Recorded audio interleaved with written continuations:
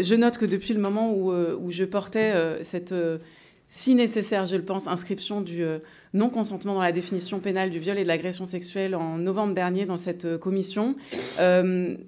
mes collègues députés s'en sont saisis. Se sont saisis des débats, se sont saisis des arguments, et je vois avec satisfaction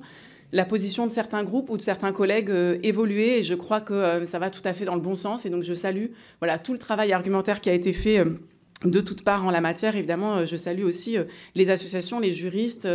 toutes les organisations qui ont porté cette idée-là. Et puis, je voulais quand même noter qu'en revanche, s'il y a un groupe qui ne change pas, ou un camp qui ne change pas, c'est celui de l'extrême droite, qui reprend exactement les mêmes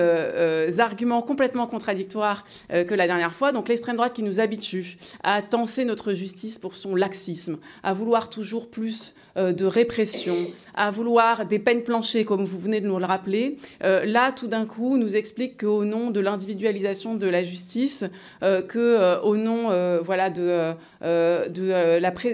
la présomption d'innocence, etc.,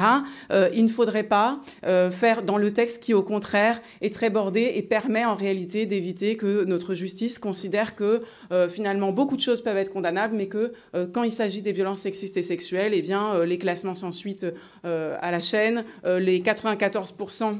de plaintes pour viol classées sans suite, là, ce n'est pas un problème. Voilà, donc je note que vous avez une certaine constance, c'est qu'effectivement, la justice, ou ce que vous appelez la justice, ne vous intéresse que si elle sert à réprimer, et à réprimer notamment, tout particulièrement les étrangers, puisque vous nous avez expliqué tout à l'heure, vous avez voulu faire ce lien entre les violences sexuelles et les étrangers. Donc j'aimerais vous rappeler que, à ma connaissance, M. Pellicot et les violeurs qui l'accompagnaient n'étaient pas étrangers, et que l'affaire Betaram ne présente pas beaucoup d'étrangers, et que vous n'avez pas beaucoup de propos en la matière.